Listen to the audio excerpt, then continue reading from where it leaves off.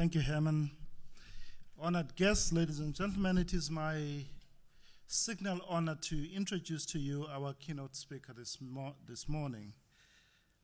Tom Mshindi is the Managing Director of the Nation Newspapers Division, the print division of the Nation Media Group, which is the largest multimedia independent company in Eastern Central Africa, with operations in print, broadcast, and digital media. It has operations in Kenya, Uganda, Tanzania, Rwanda, and South Sudan.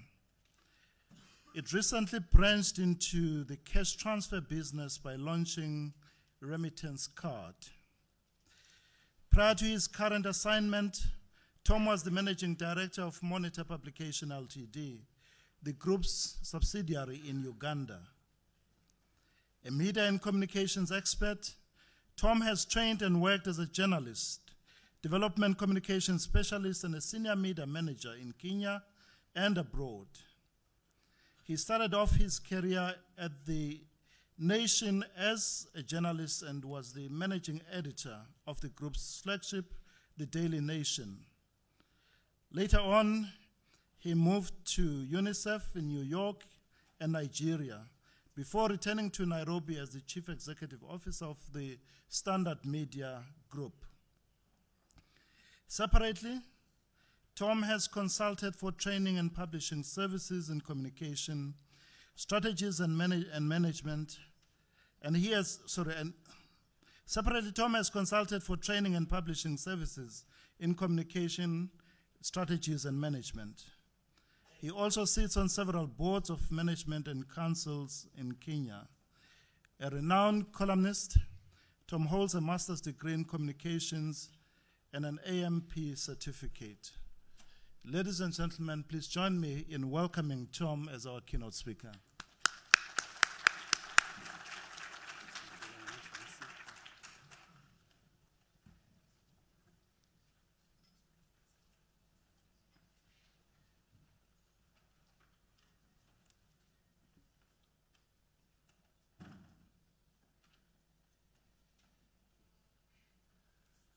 Thank you very much for those wonderful remarks by way of introduction. For myself, ordinarily on Sunday mornings, I'm actually sitting at that side of the auditorium listening to slightly more spiritual conversations.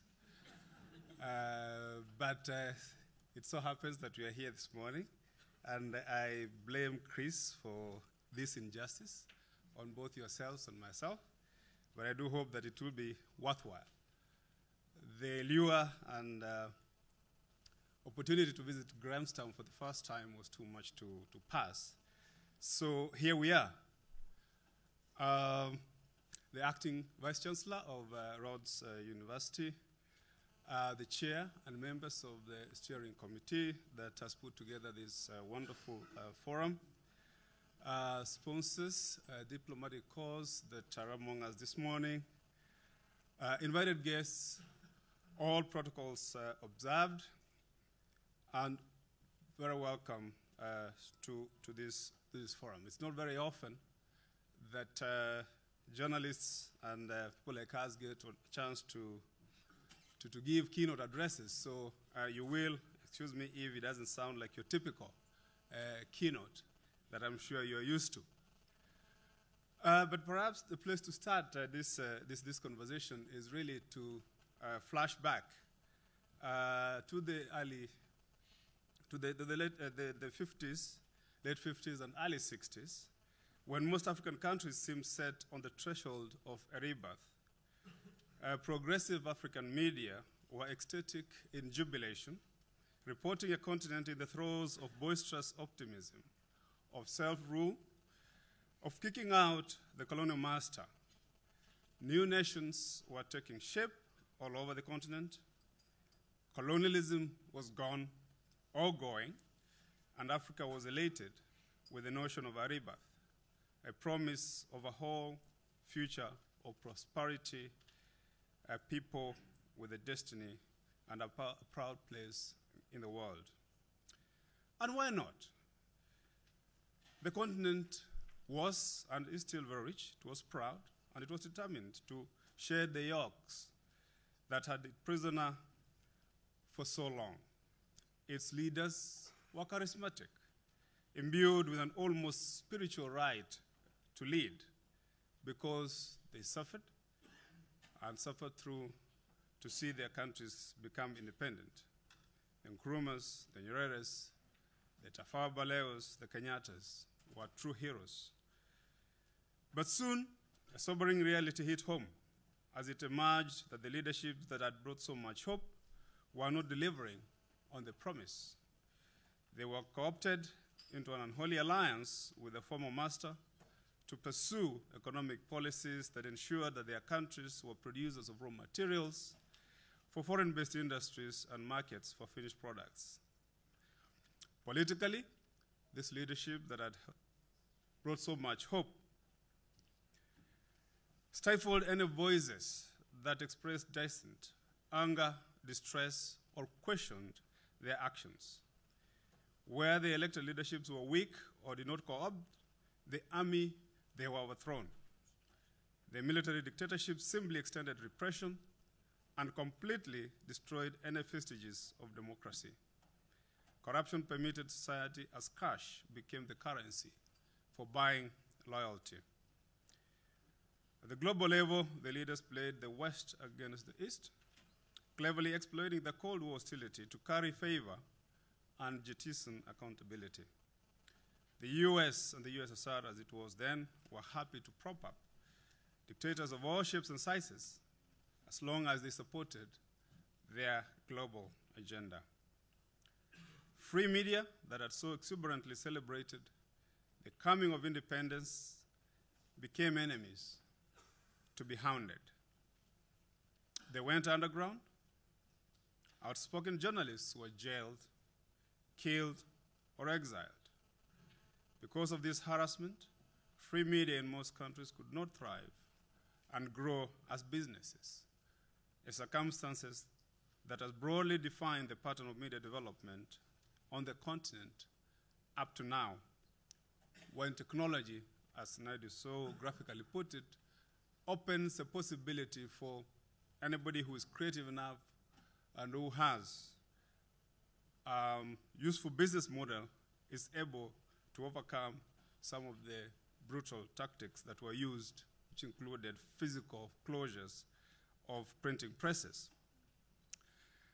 That is why currently we're seeing in sub-Saharan Africa a pattern of development that generally has clustered of successful media towards the eastern part of the continent, the west and the south, with not very much happening in the middle part of the continent. To ensure that they maintain local political control, the leaderships entrenched the divide and rule ideology perfected by the British colonialists. Tribes that belonged to ruling elites were made to feel special and conscripted into the us versus them mentality. Hence started one of the most enduring sores of African nations, stolen elections and tribal conflicts over resources and leadership.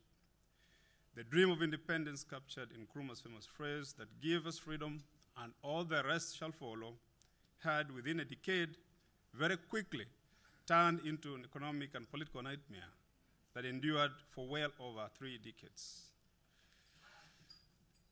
We saw in West Africa the Nigerian Biafra War that ruptured the country at the expense of development, the long-running war in the Sudan, again over resources, challenges in Angola, the Obote and Amin experiences in Uganda, the corruption in Kenya and very many other African countries, and the woeful history and legacy of the Mobutus in Zaire. Through it all, the media's report card comes through as very mixed. Outstanding outrage from editors who stood up to be counted and resisted resides chin and jowl with incredible betrayal from sellouts and state-sponsored propagandists. Overall, however, Africa's media was not capable of fully playing their part for reasons of repression, inadequacy of resources, and gullible populations easily persuaded to blindly support regimes that exploited and impoverished them. Even in the rare occasions when they were allowed to operate, the media's struggle to survive repression narrowed their area of interest and almost cast them as the opposition to government, because obviously political opposition really never existed in a manner that it could make any difference. Because of this, the media failed or scored low on a number of issues. First, they failed to adequately interrogate and unbundle critical interventions like the World Bank and IMF-sponsored structural adjustment programs that had far-reaching debilitating effects on Africa's weak economies.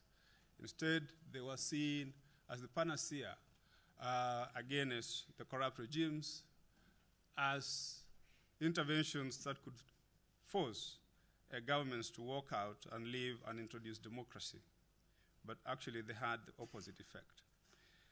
Two, they were unable to support and guide the creation of the African nation because of the artificial nature of the boundaries that we all have to grapple with as African nations.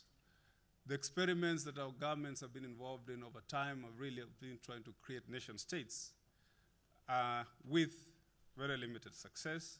And the media, because of preoccupations elsewhere, have not been able to fully grasp this and really argue a case for the developing and evolving of a truly African nation. They became too elitist and could not communicate with the people, whether through use of local language or a lingo that the people could fully understand. Finally, many small operations fell into the escapist trap of serving up titillation in form of gossip, stories about sex, murder, and witchcraft. Because it was the easier way of going, and you make some money in the process. Fast forward to 50 years later, and what do we see? A rather depressing picture to show for such a promising start. African economies are still relatively heavily dependent on the economies of the industrialized countries. The characteristics and structure of our economies are still bear very close resemblance to what prevailed then. But underneath the gloom are flickering very strong positive signals, and I believe this is really the core of the conversations that we will be having over the next 3 days. There is a palpable feel in the air that the continent is on the brink of a rebirth. The Economist, and it's been referred to here in his recent cover story of Africa Rising, 1 decade after his very bleak summation of Africa as a dying continent, captures this moment with admirable eloquence. The media are outdoing each other, reporting the renewed interest the world is directing at Africa. The storyline now is that Africa's growing trade with emerging partners such as China, South Korea, India, Brazil, Turkey, among others, means there's been no better time for Africa to develop. The business environment is reportedly showing tremendous promise. An emerging middle class, improved economies of scale, better savings rates, relative peace across much of the continent, and the strengthening of capital markets and education opportunities are driving domestic, regional, and Pan-African investment. These factors, among others, are paving the way for large-scale investments in socio-economic development, and generally, Africa is seen as the next large-scale consumer port. This is the narrative now, and it's largely the correct one. But should our media really be applauding in the sense that it seems to be, rather than taking a pause and really looking at this picture